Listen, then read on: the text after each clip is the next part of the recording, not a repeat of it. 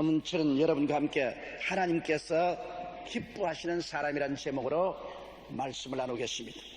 부모가 자식을 기를 때도 여러 자식 중에 특별히 기뻐하는 자식이 있고 속상하게 하는 자식도 있습니다. 그처럼 하나님께서는 수많은 성도 중에서 하나님이 정말 기뻐하고 즐거워하는 자녀가 있는가 하면 하나님이 속상해하고 슬퍼하고 답답해하는 그런 자식들도 있습니다.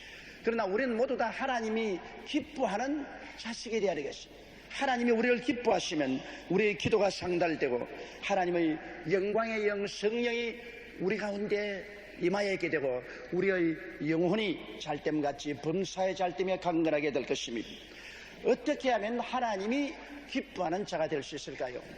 첫째로 성경에는 내 마음을 다하고 목숨을 다하고 힘을 다하고 뜻을 다하여 주 너희 하나님을 사랑하라고 말씀하셨습니다. 주 우리 하나님을 이와 같은 정성으로 사랑하면 하나님은 당신 자신을 사랑하는 자식을 기뻐하실 것입니다. 그럼 하나님을 사랑할 수 있다는 것은 어떤 것입니까? 여러분, 하나님을 사랑한다는 것은 하나님을 전적으로 믿는 것을 말합니다. 하나님께서 아브라함을 믿음의 조상으로 삼으시고 특히 그를 기뻐하신 이유는 아브라함은 하나님을 바랄 수 없는 중에 바라고 믿을 수 없는 중에 믿었기 때문에 하나님은 아브라함을 특별히 기뻐하시고 사랑하신 것입니다.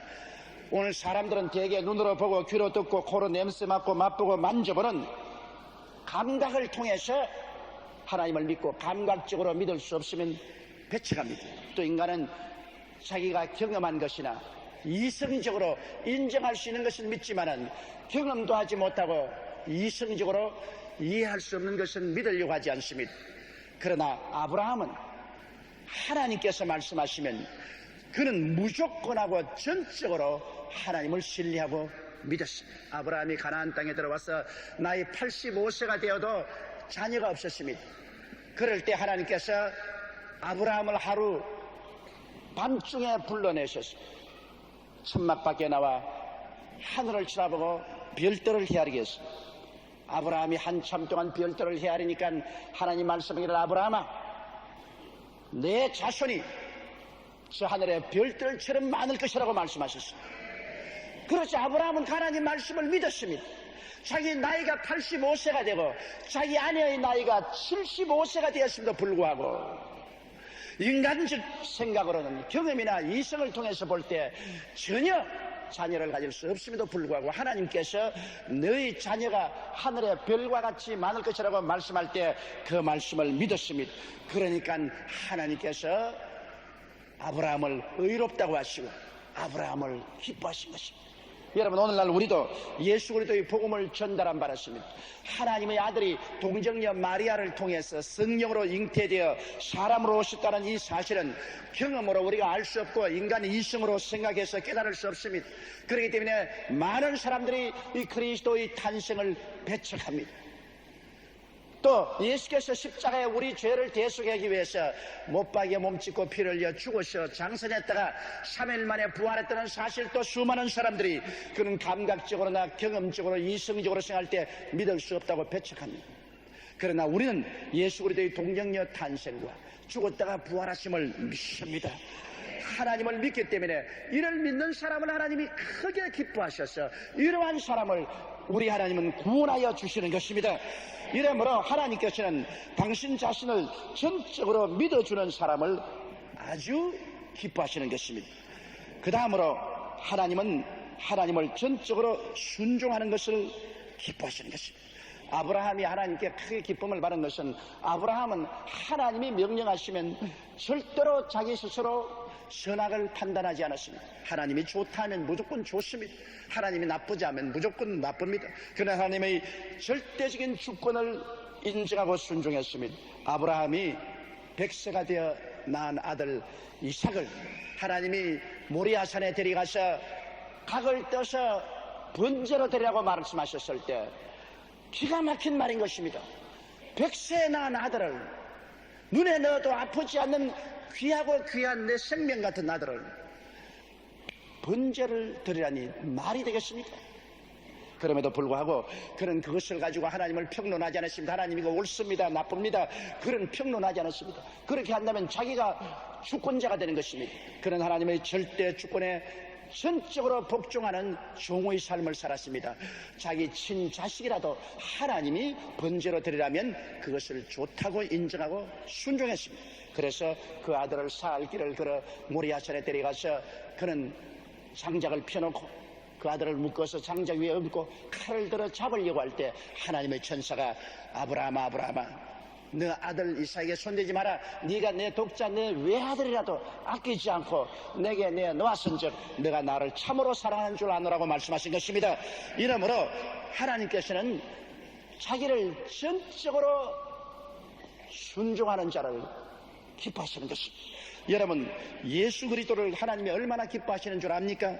빌립보서 2장 5절로 11절을 보십시오. 너희 안에 이 마음을 품어라. 곧 그리스도 예수의 마음이니 그는 근본 하나님의 본체시나 하나님과 동등됨을 취할 것으로 여기지 아니하시고 오히려 자기를 비어 종의 형체를 가져 사람들과 같이 되었고 사람의 모양으로 나타나셨으며 자기를 낮추시고 죽기까지 복종하셨으니 곧 십자가에 죽었습니다. 이러므로 하나님이 그를 지극히 높여 모든 이름 위에 뛰어난 이름을 주사 하늘에 있는 자들과 땅에 있는 자들과 땅 아래에 있는 자들로 모든 무릎을 예수의 이름에 꿇게 하시고 모든 입으로 예수 그리스도를 주라 시인하여 하나님 아버지께 영광을 돌리게 하셨느니라. 여러분, 이것을 볼 때 예수 그리스도의 절대 복종을 우리는 하나님이 얼마나 기뻐하신다는 것을 알 수 있는 것입니다. 하나님이 아브라함의 복종을 기뻐하시고 그 아들 예수 그리스도가 죽기까지 복종하신 것을 기뻐하시고 그를 지극히 높여준 것을 우리는 알 수 있는 것입니다. 사무엘상 15장 22절로 23절에 보면 하나님께서 사무엘을 통해서 사울을 정죄하실 때 이렇게 말했습니다. 사무엘이 가로되 야훼께서 번제와 다른 제사를 그 목소리 순종하는 것을 좋아하심같이 좋아하시겠나이까.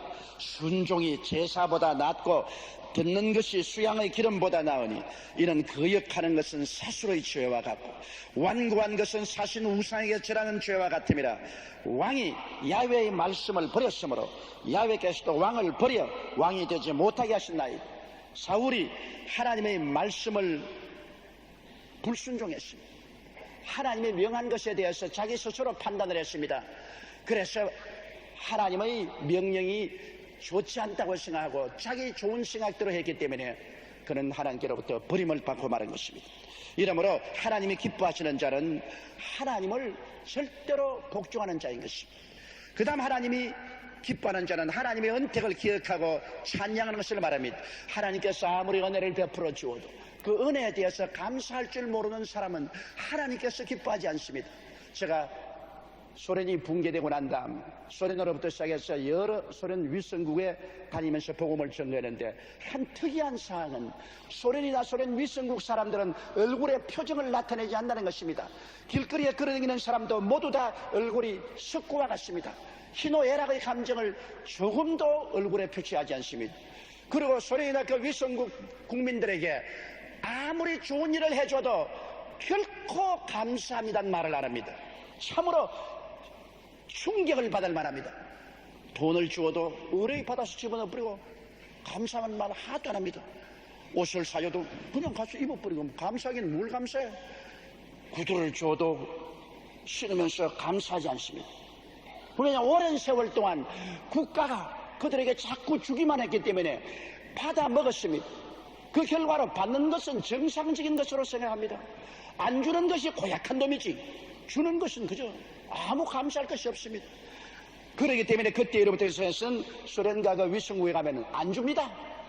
줘봤자 감사하는데 내가 말아 줘. 안 줘도 감사하고 줘도 감사하는데 줄 필요 있겠느냐? 그런 생각이 납니다.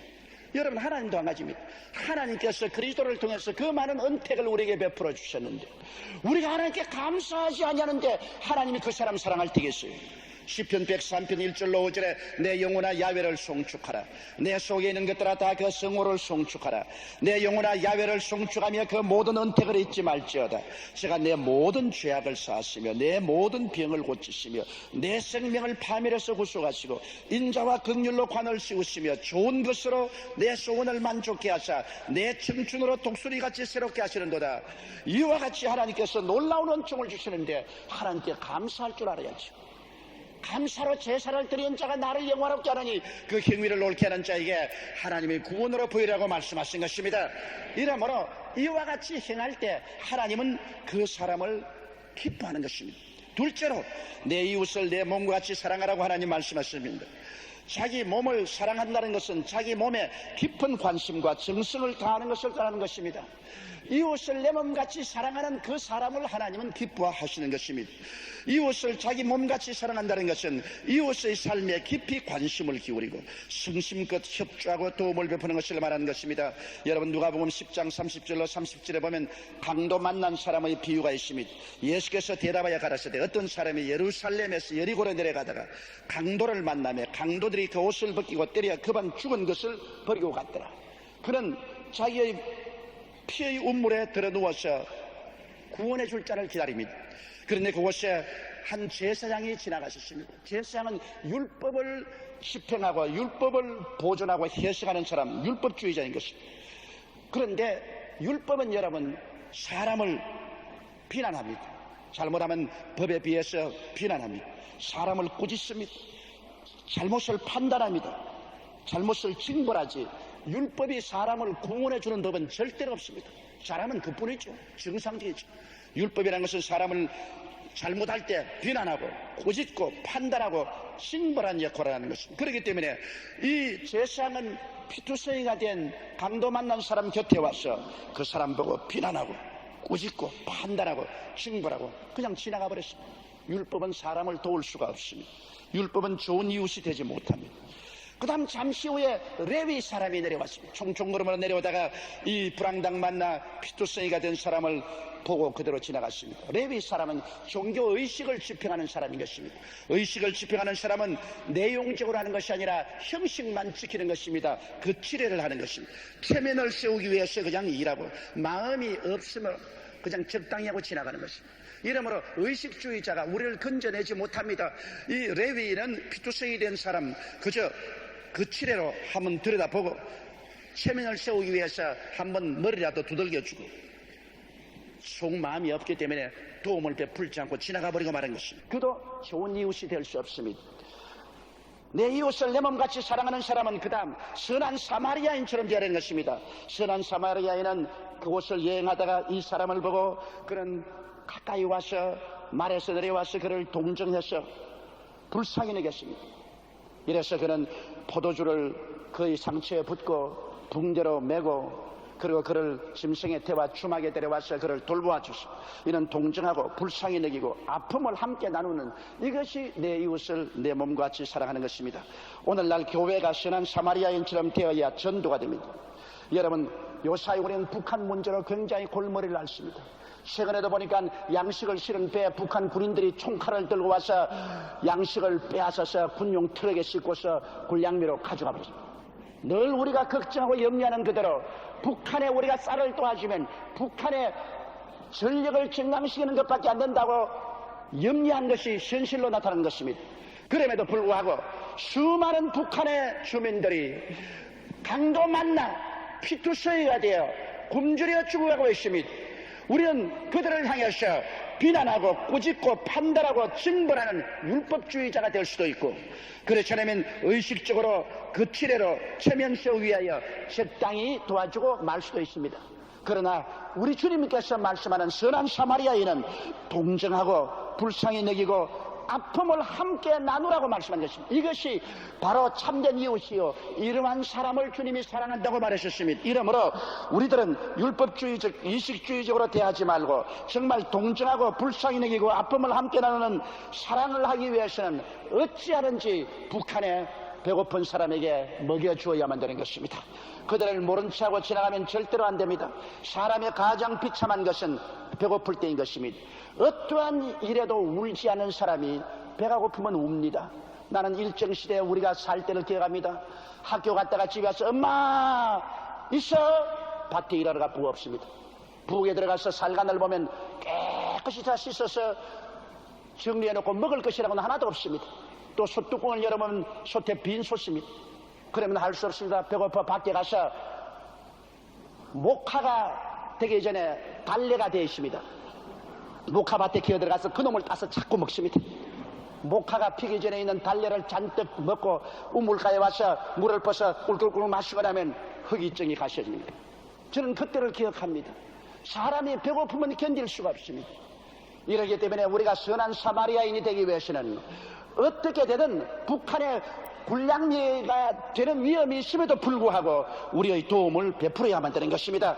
우리가 선한 사마리아인처럼 강도만 나 피투성이가 된 이웃을 사랑해 줄 때 주님이 그러한 사람을 사랑하시는 것입니다.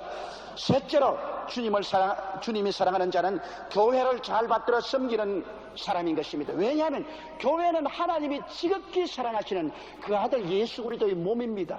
하나님의 명령을 따르기 위해서 죽기까지 충성한 그 아들의 눈에 보이는 지상의 몸이 바로 교회입니다. 그러므로 하나님이 그 무엇보다도 몸된 교회를 지극히 사랑하시고 돌보는 것입니다. 교회 상처를 입히는 것은 하나님의 눈동자에 손을 대는 것입니다. 여러분, 그렇기 때문에 이 세상에 가장 위험한 것은 그리스도의 몸된 교회를 상처 입히는 것입니다. 이러므로 우리가 하나님이 그렇게 지극히 사랑하고 돌보시고 세우인 이 교회를 잘 섬기는 것이 하나님의 기쁨을 받는 길인 것입니다. 잘 섬긴다는 것은 열심히 모이기를 피하지 말아야 됩니다. 히브리서 10장 25절처럼 모이기를 피하는 어떤 사람의 습관과 같이 하지 말고 오직 고나여 그날이 가까움을 볼수록 더욱 그리하자. 열심으로 주님 오시는 날이 가까울수록 교회 모이기를 피하면 안 됩니다. 주일날 수요일날 시간 있으면 새벽기도 철야기도 모이기를 열심히 해야만 되는 것입니다. 그리고 물질과 시간과 몸들여 섬길 것입니다. 로마서 12장 11절에 부지런하여 게으르지 말고 열심을 품고 주를 섬기라.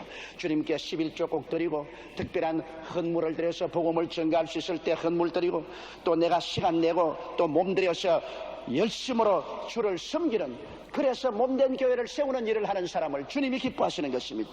그리고 선교에 입시해야 됩니다. 마가복음 16장 15절처럼 너희는 온 천하에 다니며 만민에게 복음을 전파하라. 하나님의 최대 관심이 복음 전거인 것입니다. 하나님께서는 이 세상에 일어나는 여러 가지 일들은 제2의 관심사인 것입니다. 하나님의 최대 관심은 복음을 전가하여 영혼들을 구원해서 그리스도가 세울 새하늘과 새 땅과 새 예루살렘에 참여케 하는 것입니다. 그러므로 우리 교회가 국내외 선교에 힘쓸 때 하나님을 기쁘시게 하는 자가 되는 것입니다. 그리고 성령의 하나 되게 하신 것을 힘껏 지켜야 되는 것입니다. 절대로 교회를 짜게 해서는 안 됩니다. 교회를 4분 5열씩이면 그리스도의 몸을 상처 입은 죄를 범하게 되고 하나님의 심판을 면하지 못합니다. 에베소서 4장 3절로 4절에 평안의 매는 줄로 성령의 하나 되게 하신 것을 힘써 지키라. 몸이 하나요 성령이 하나이니 이와 같이 너희가 부르심이 한 소망 안에서 부르심을 입었느니라. 이러기 때문에 우리가 어떠한 의견 충돌이 있을지라도 몸된 교회를 짜게 해서는 안 됩니다. 우리 한국 교회가 하나님께 크게 범죄한 것은 교단이 갈라지고 교회가 갈라지는 것입니다.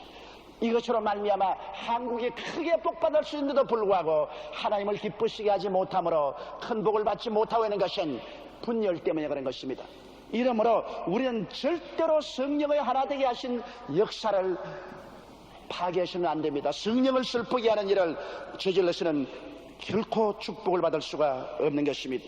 그리고 넷째로 우리가 하나님께 기쁨을 드리고 하나님께 사랑받는 자가 되기 위해서는 세상에서 빛과 소금이 되어 살아야 되는 것입니다. 입술로만 주여 주여 하고 종교적인 의식과 형식은 다 지키면서 밖에 나가서 살 때는 세속에 취해서 안 믿는 사람보다 한술 더 떠서 세상 죄를 짓고 살면 안 됩니다. 오늘날 우리 한국의 교인들이 이처럼 많지만은 한국의 현실 생활이 부정과 부패와 거짓과 세속으로 꽉 들어찬 것은 성도들이 교회에서 예수 믿지 밖에 나가서 예수의 향기를 전혀 날리지 않기 때문인 것입니다. 언제나 큰 사건이나 부정 부패가 있으면 그곳에 걸려든 사람 중에 기독교인이 꼭 포함되어 있습니다. 이것이 우리 한국교회의 거대한 병폐입니다. 우리 한국교회가 양적으로 많지만은 질적으로 빛과 소금이 되지 못하기 때문에 절대적인 취약성을 가지고 있는 것입니다. 마태복음 5장 13절로 16절에 너희는 세상의 소금이니 소금이 만일 그 맛을 잃으면 무엇으로 짜게 하리요? 후에는 아무 쓸데없어 다만 밖에 발이와 사람들에게 밟힐 뿐이니라. 너희는 세상의 빛이라. 산 위에 있는 동네가 숨기지 못할 것이 사람이 등불을 켜서 말 아래 두지 아니하고 등경 위에 두나니 이러므로 집안 모든 사람에게 빛이 있느니라. 이같이 너희 빛을 사람 앞에 비추게 하여 저희로 너희 착한 행실을 보고 하늘에 계신 너희 아버지께 영광을 돌리게 하라고 말씀하신 것입니다. 이러므로 여러분, 우리 예수 믿는 성도들이 이 세상에 나가서 어두움을 밝히는 빛으로서 살아야 되는 것입니다. 에베소 5장 9절에 빛의 열매는 모든 착함과 의로움과 진실함이 있느니라고 말씀한 것입니다. 우리는 이 세상에 나가서 거짓과 타협하지 말아야 돼요. 그래야 우리가 하나님의 기뻐하심을 받는 자녀들이 되는 것입니다. 거짓과 타협에서 예수 믿는다고 하면서 공사를 하면은 부실 공사를 하고 거짓 공사를 해서 재료 빼먹고 돈 빼먹고 그리고 건물이 무너지게 하고 혹은 빚세게 하고 갈라지게 하는 이러한 일을 하는 사람이 무슨 크리스찬이라고 할 수 있습니까? 물건을 만들면 거짓 제품 만들어 가지고서 얼마 쓰지 않고 다 못 쓰게 되게 하는 그러한 것, 혹은 거짓 식품을 만들어 가지고 사람들이 먹고 암이 유발하고 중대한 병이 걸리게 하기도 불구하고 거짓 식품 만듭니다. 콩나물에 농약을 뿌려 가지고서 남이야 죽든 말든 빨리 성숙하게 해서 돈 벌겠다는 행동, 거짓 상표 붙여 가지고서 가짜 제품 만들어서 범람하게 하는 것, 거짓 광고하여 인신매매하는 것, 거짓 약품 만들어 가지고서 먹고 살려고 먹었다가 죽게 만드는 이 세상의 어두움의 세력이 얼마나 거짓으로 꽉 들어차 놓지 않습니까? 우리 한국 사람은 얼마나 많이 속았던지, 여러분 어느 곳에 가서 묻든지 뭘 살 때는 이거 진짜요? 그렇게 묻습니다.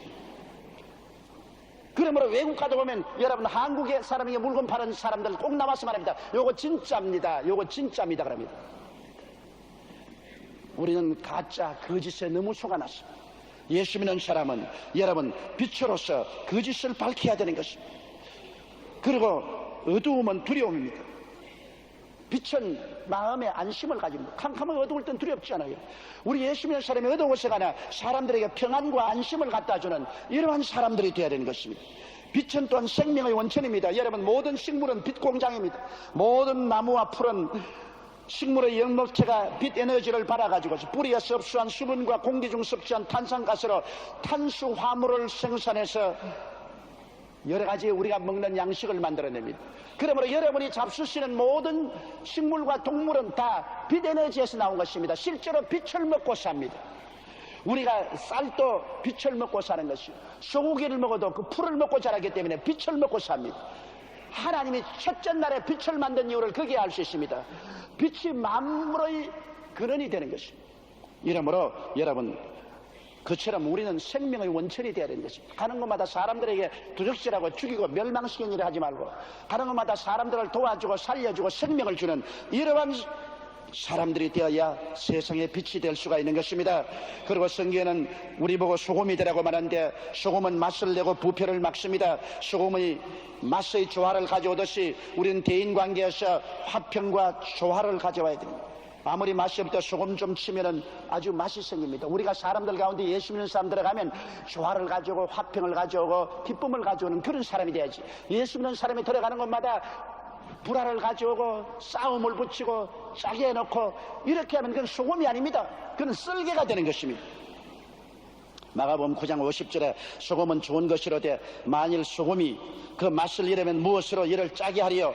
너희 속에 소금을 두고 서로 화목하라고 말씀하셨습니다. 소금이 미각의 즐거움을 가져오듯 함께 살기에 평안하고 즐거움을 가져와야 되는 것입니다.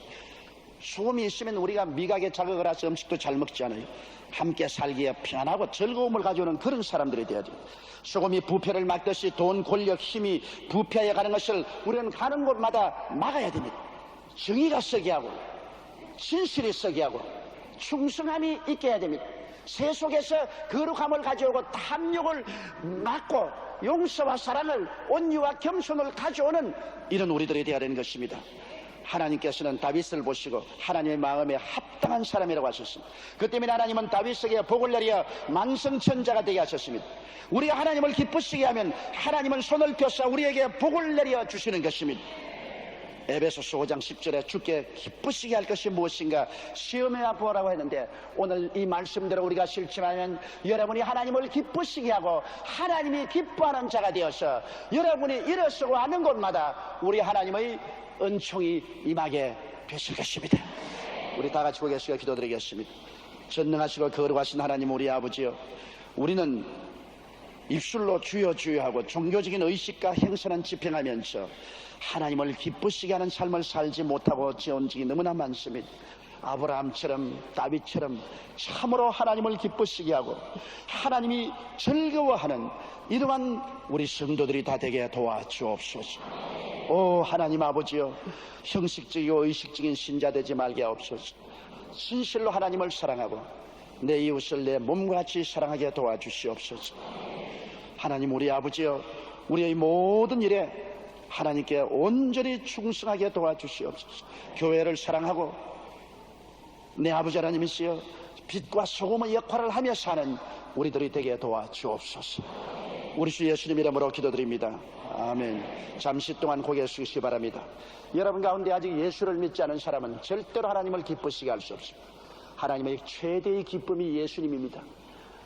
예수님이 우리 위해서 십자가에 몸짓고 피를 흘려 우리 죄를 용서하시고 우리를 구원하기를 원하시는데, 하나님이 최대의 기뻐하는 것이 예수님이요, 예수를 믿는 자를 하나님이 기뻐하십니다. 믿고 순종하는 그 사람을 하나님은 기뻐하사 구원하시는 것입니다. 나는 아직 예수를 믿지 않습니다. 믿다가 타락했으나 나도 예수 믿고 구원받기를 원하니 나를 위해서 기도해 주십시오 하시는 분은 이 대강당 텔레비전에서 지성전에서 그리고 위성중계로 예배드리는 곳에서 또 나고야 오사카 고베에서 이 시간에 일어나 주시기 바랍니다. 이 시간에 일어나서 예수를 구주로 모시고 새로운 삶을 출발하십시오. 볼지어다 내가 문 밖에 서서 두드리니 누구든지 내 음성을 듣고 문을 열면 내가 저에게로 들어가 저와 더불어 먹고 저는 나와 더불어 먹으리라고 말씀하신 것입니다. 하나님께서 오늘 이 시간에 보라 내가 너를 사랑하니 너희도 내 품에 들어오라고 말씀하십니다. 오늘 이 시간에 결정을 내리십시오. 주저주저하지 마십시오. 하나님이 여러분을 부르실 때 그때가 여러분의 일생의 일대 기회가 되는 것입니다. 일어나신 여러분이 기도를 따라해 주십시오. 기도를 통해서 구원에 이르게 됩니다. 하나님 우리 아버지, 저는 죄인입니다. 이 시간에 회개하고 예수께 나옵니다. 예수님의 십자가 보혈로 저를 씻어 주시옵소서. 예수님은 저희 죄를 위해서 십자가에 못 박여 몸짓고 피를 흘려 죽으셨습니다. 사흘 만에 부활하셨습니다. 이 예수 그리스도를 저희 구주로 모셔드립니다. 지금부터 영원토록 예수님을 섬기겠습니다. 하나님은 내 아버지가 되셨습니다. 예수님은 나의 구주가 되셨습니다. 저는 하나님의 자녀가 되었습니다. 저를 구원해 주시니 감사합니다. 예수님 이름으로 기도드리옵나이다. 아멘.